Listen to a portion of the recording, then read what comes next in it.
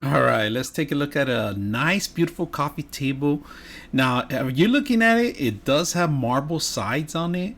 It has its lift, it's a two shelf, and look at that. It has caster tires, so little wheels that are, are gonna for heavy lifting because this thing is heavy because it does have marble. So easy to swing, easy to move around from place to place.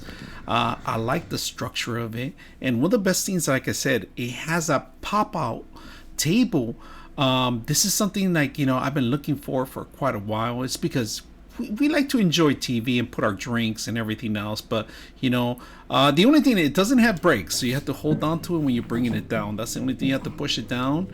Once you hold it down, you just lift it I down, like make sure it. your fingers are away from it, and look at this, it's flat as a table. This is a beautiful coffee table for any occasion. The marble is perfect, so you can put your drinks there. Now, the wood, I will make sure you put some coasters on it because it does get stained if you don't have any kind of treatment or you put water drinks.